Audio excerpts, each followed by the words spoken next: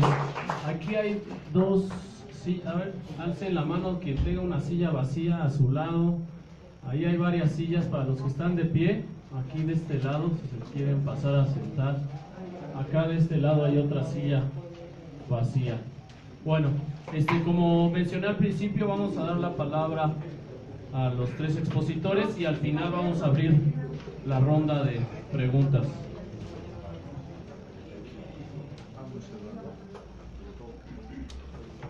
Le doy la palabra a Eduardo Cervantes. Víctor se quiso reservar para el final. No, si quieres hablar. No. Pues agradecerles a todas y a todos su presencia en este. No sé, lo voy a hacer. ¿Sí? ¿Sí? ¿Estoy bien atrás?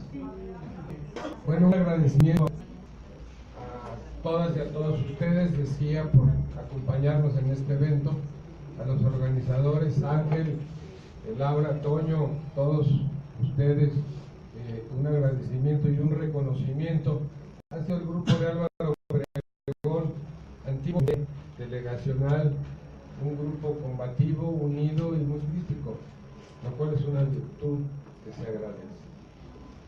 Entonces va para todos ustedes y a los participantes el agradecimiento. Ya Maru hizo referencia a los planteamientos centrales del proyecto alternativo de nación, sintetizados en estos 50 puntos en la parte social. Yo quiero dar algunos aspectos del contexto de esta propuesta que hace Morena a través de Andrés Manuel y de los 50 puntos. Primero, señalar que López Obrador, y no es sobar el lomo, es un dirigente político excepcional,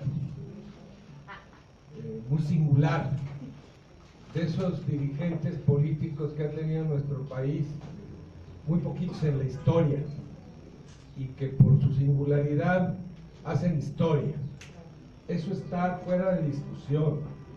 Ha recorrido 3 veces la República Mexicana enterita, de Sonora a Yucatán, todos los municipios, permanentemente ha sostenido un diálogo y una presencia con la gente, que es parte de su singularidad, esa cercanía con el pueblo, con los sentimientos de la gente, con sus necesidades, con sus expectativas, de tal manera que no es exagerado decir que es el dirigente político más importante de México en muchos años.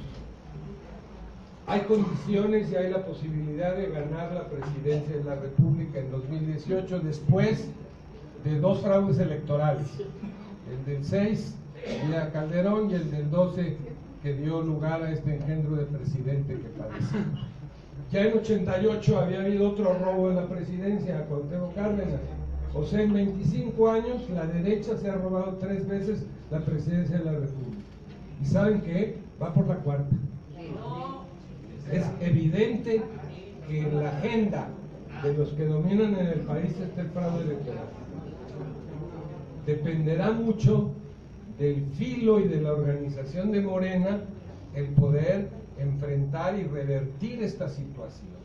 Además, por supuesto, de la avalancha de votos que se necesitan para ganar de manera indiscutible la presidencia. Estamos hablando del orden de 21 o 22 millones de votos, cuando menos los que se necesitan, con el antecedente que en 2012 las autoridades electorales le reconocieron 16 millones de votos contra viento y marea, como a todos nos toca. Bueno, voy a decir una herejía, o así algunos lo han considerado. Lo de Andrés Manuel es indiscutible, pero ¿y Morena? El instrumento político de la transformación del país. Morena, partido de izquierda. ¿Qué significa partido de izquierda? O estamos en una transición a ser partido de centro, de esos que no existen. pero que sirven de coartada para cierto tipo de cuestiones. Entonces, Morena como tal, nosotros tenemos un compromiso ineludible de estar a la altura de las circunstancias del país y también de la calidad política y moral de nuestro principal dirigente. Menciona Andrés Manuel en la introducción a los 50 puntos, fíjense, la fuerza principal de Morena radica en su autoridad moral. Yo creo que la autoridad moral que se le reconoce a López Obrador y que se ha expresado en el triunfo electoral del 2006 y en el del 2012 y en los millones de votos de mexicanos y de mexicanas que votan por López Obrador a pesar de toda la propaganda en contra, es porque tiene autoridad moral. La identidad de Morena en términos morales es López Obrador. La herejía consiste en que eso es insuficiente. Morena como tal, los comités de Morena, las instancias de Morena, la práctica política de Morena, tienen que estar fincadas en la autoridad moral. Y no es así. Tenemos que tener los principios y las convicciones como eje rector de la construcción de la identidad de Morena. La gente debe decir y saber que somos diferentes. Somos distintos a los otros 9 o 10 partidos políticos, que es un chiquillo y una cloaca de corrupción irremediable e irredimible. Tenemos que construir un partido confiable para la gente, un partido democrático y de izquierda, fincado en una sólida autoridad moral, y eso tiene que ver con la práctica de todos nosotros, con la práctica cotidiana de todas y de todos nosotros. Ese es un tema que tenemos en la agenda y que no podemos echar de lado. Aquí no caben triunfalismos, ni simulaciones. Es indispensable que Morena conquiste la autoridad moral, porque la autoridad moral es la única manera, no existe otra, de ganar la confianza y el respaldo del pueblo. Hay otras formas de ganar respaldos, que es a través del clientelismo, dando cosas, haciendo promesas, otorgando ciertos beneficios, repartiendo despensas. Eso no lo va a hacer Morena, y si se hace, no permitamos que se haga. Para que sea efectivamente una calidad moral cultivada en la cotidianeidad, lo que nos dé el respaldo de la gente. La gente tiene que decir, estos, no solo López Obrador, estos son diferentes, son distintos, respiran de manera diferente, todas y todos. Y en esto sí tenemos que tener mucho cuidado, porque López Obrador no puede estar en todo, y además hay cosas que le incomodan. No, eso resuélvanlo ustedes. Pues sí, nos toca resolver el asunto de construir la autoridad moral.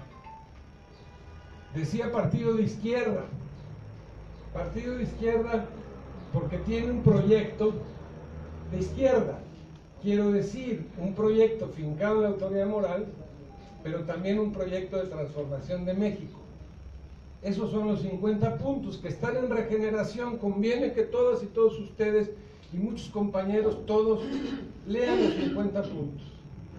No es la Biblia y tiene insuficiencias, voy a referirme a algunas, pero en esencia es un proyecto alternativo de nación, alternativo al modelo económico vigente en México desde hace ya casi 6 sexenios, desde 1983. El llamado neoliberalismo, que es un catecismo económico hecho en universidades de Estados Unidos y de Inglaterra, en donde abrevaron muchos de los funcionarios que han ocupado los cargos públicos, principalmente en el área económica, es un proyecto que a lo largo de los 34 años ha llevado a México a quizá la peor decadencia de su historia. Hay un auténtico desastre nacional y una profunda y severa crisis social derivada de ese proyecto. Ojo, no es Peña o Videgaray o Calderón o Pedro Aspe o Miguel de la Madrid o Carlos Salinas. Sí, ellos son agentes del proyecto, Pero el proyecto es un catecismo con sus mandamientos y se ha venido aplicando en México a rajatabla y se sigue aplicando. Y una de las últimas medidas de ese proyecto son las llevadas y traídas reformas estructurales: la reforma energética, la reforma educativa, la reforma fiscal, la reforma en telecomunicaciones, la reforma laboral, que son instrumentos, ojo con esto, para darle continuidad a ese proyecto depredador, que sin embargo ha producido extraordinarios beneficios en un grupo chiquitito, al que López Obrador llama mafia.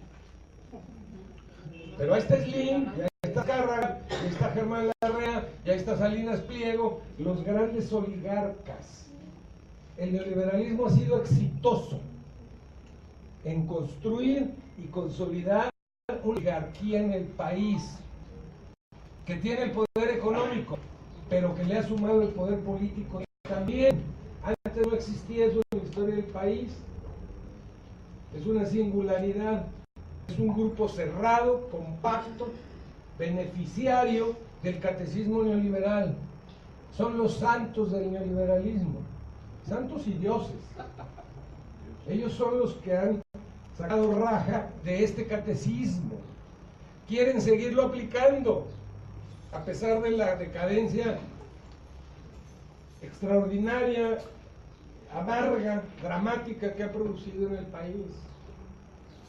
Hay 30 familias que se llevan la tajada más grande del pastel del ingreso nacional y del Producto Interno Bruto, de la riqueza que genera, de la masa de riqueza que se genera en México. Este grupito se queda con una tajadota y quieren seguir igual.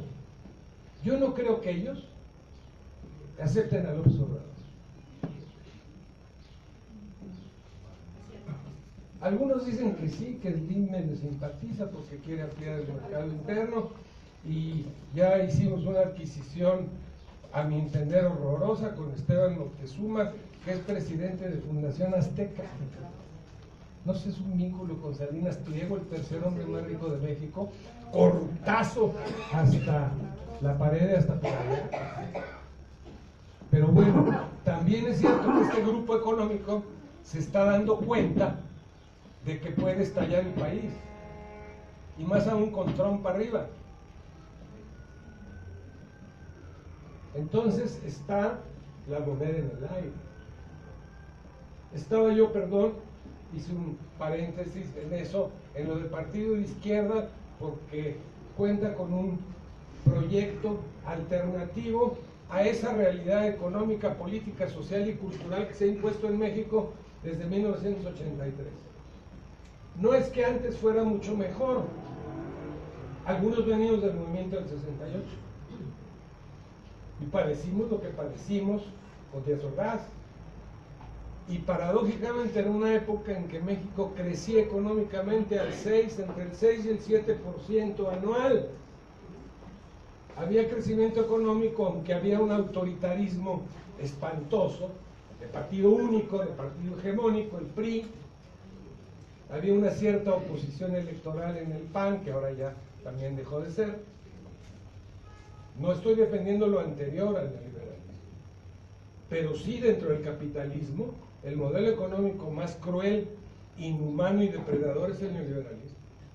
Y ellos quieren seguir. Y paradójicamente también, todos los partidos, todos menos Morena, todos firmaron el Pacto por México. Andrés Manuel le llama Pacto contra México. Todos lo firmaron, incluido el PRD, y el PT y el Movimiento Ciudadano. El Pacto por México es el instrumento político de la continuidad neoliberal,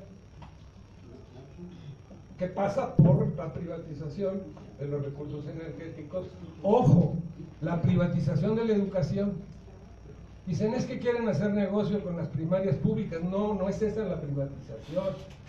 Lo que quieren es controlar el proceso escolar, controlar las escuelas, la metodología de la enseñanza, los contenidos, la organización escolar, para imponer la ideología de los emprendedores. quieren controlar conciencias, quieren no solo los medios de comunicación, también quieren la escuela, para desde chiquititos meterles estos valores a los que hacía referencia Maru, del individualismo, la competencia, el éxito siempre individual, nunca colectivo, excluir la solidaridad, excluir la fraternidad. La reforma educativa es un ingenio horroroso. Y lo paró, esa reforma la paró la Coordinadora Nacional de Trabajadores de la Educación. Que ojalá pudiéramos tener un proceso de alianza para el 2018 con la CEN. Ojalá. Mejor que con otros. Entonces, retomo otro punto. Partido de izquierda con un proyecto alternativo de nación. El proyecto de los 50 puntos yo lo veo como un proyecto de transición, como una etapa de superación del neoliberalismo para avanzar a nuevas realidades, todavía no claramente delineadas.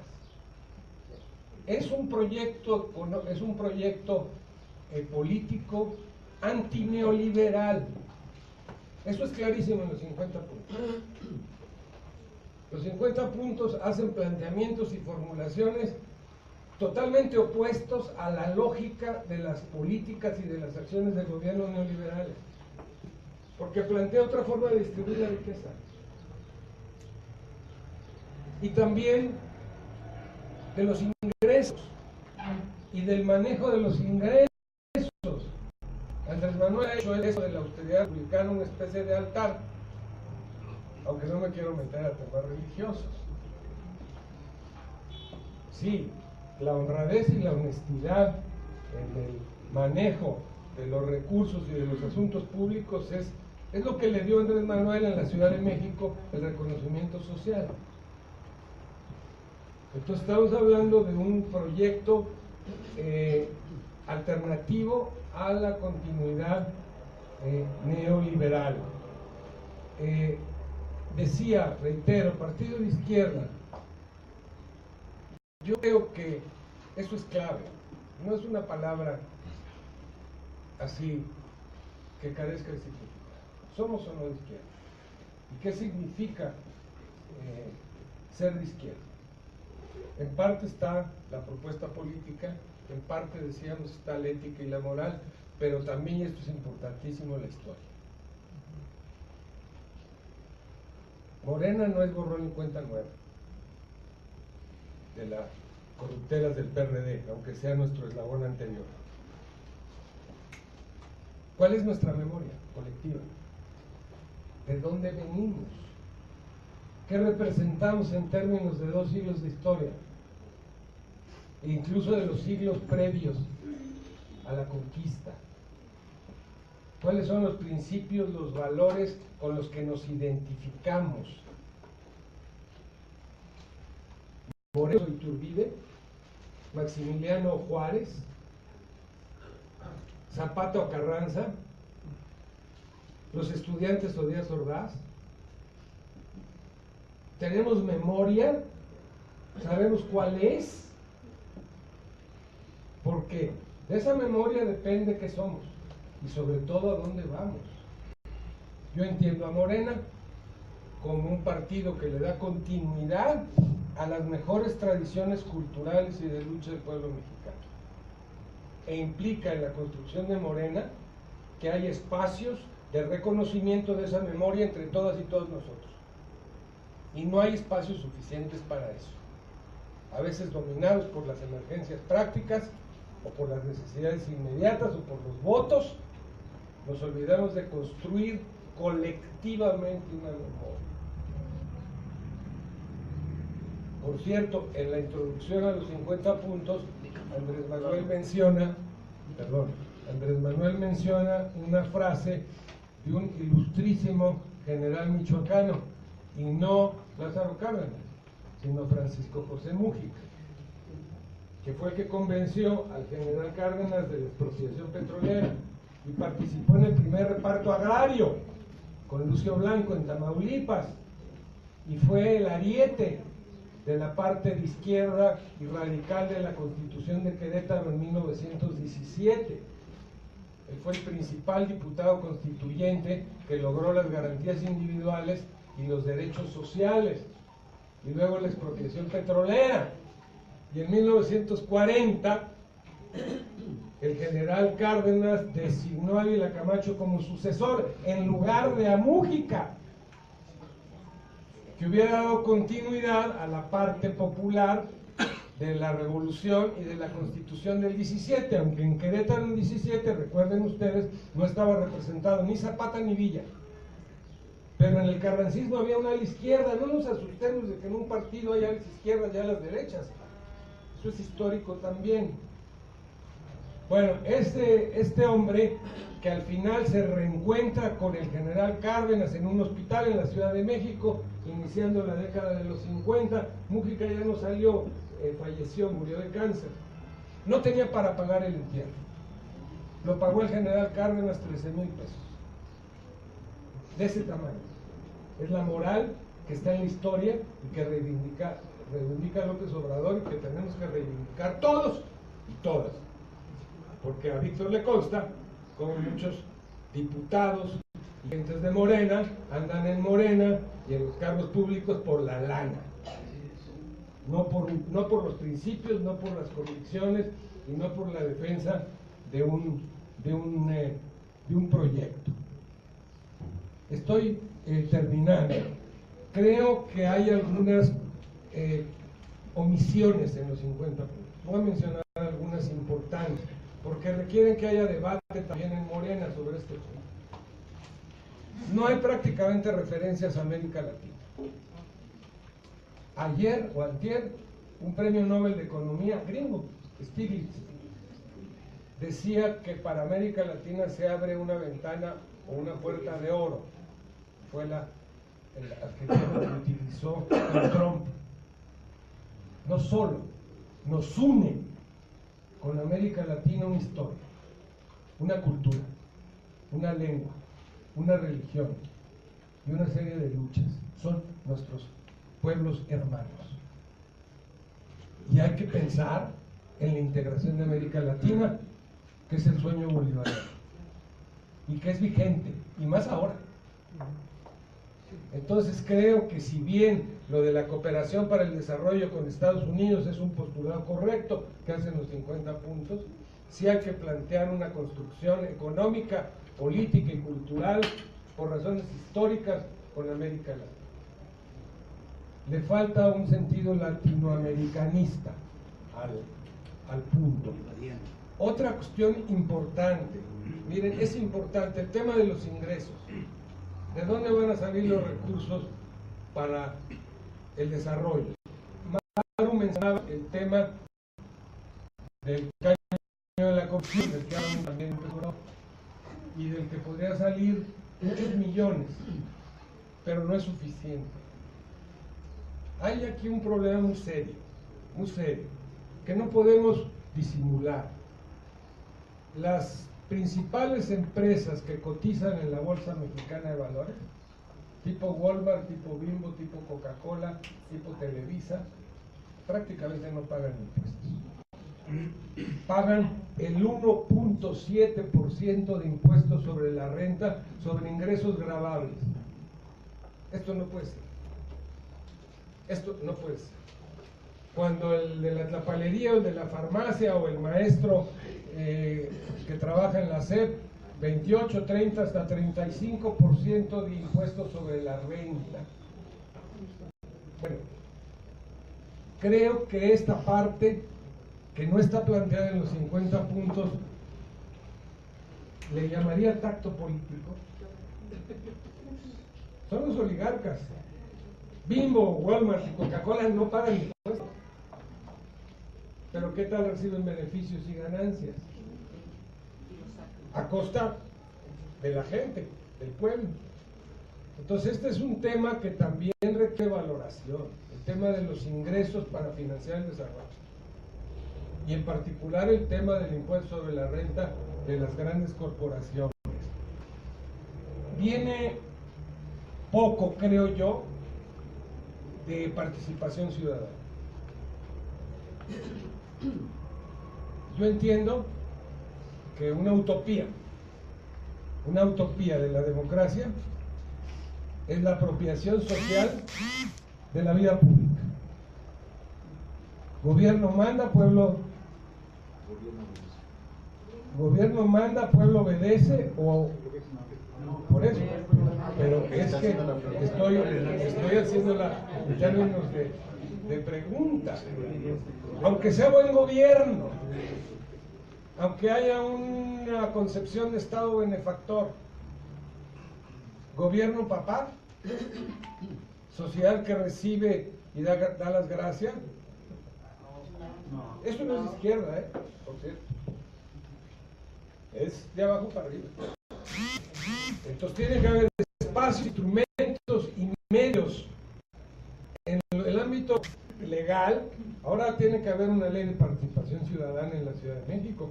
A Maru le va a tocar esa discusión, para que haya realmente condiciones de una apropiación gradual por parte de la sociedad de las decisiones, y que el gobierno, sea quien sea, se obligue, que sea vinculante la decisión social para las acciones de gobierno. Bueno, yo creo que este tema de la participación ciudadana es muy importante que esté en el centro del debate de Morena. Y lo menciono porque si bien Andrés Manuel en los 50 puntos lo toca para aspectos particulares, no lo toca como un elemento que recorra transversalmente todo el devenir político en un gobierno de izquierda como el que va a encabezar él en nuestro país. Lo privado siempre debe estar subordinado a lo público. Por cierto, este es un logro, entre otros, de Mújica, que estaba en el artículo 27 de la Constitución y que Carlos Salinas mandó quitar, lo borraron, que es el interés público siempre encima del interés privado. Me refiero a esto porque también creo que debe ser parte de una formulación programática de Morena. En fin, ya termino y concluyo. Hay un proyecto alternativo de nación de carácter antineoliberal que llevará a México a una transición a nuevas realidades, con López Obrador de presidente y con un gobierno honesto. Le va a ir mucho mejor a nuestro país y al pueblo. ¿Qué pasará después? Dependerá de muchos factores. El poder político suele ser muy corruptor. Yo he comentado que la vía electoral resultó más corruptora que esperanzadora. Fue atinado Reyes Heroles, un priista que en el 79 dijo: ¿para qué queremos a la izquierda en la clandestinidad? Mejor en el riel institucional. Entonces ahora sabemos, controladitos, como suele suceder. Bueno, el PRD, de ahí venimos, es una desdicha.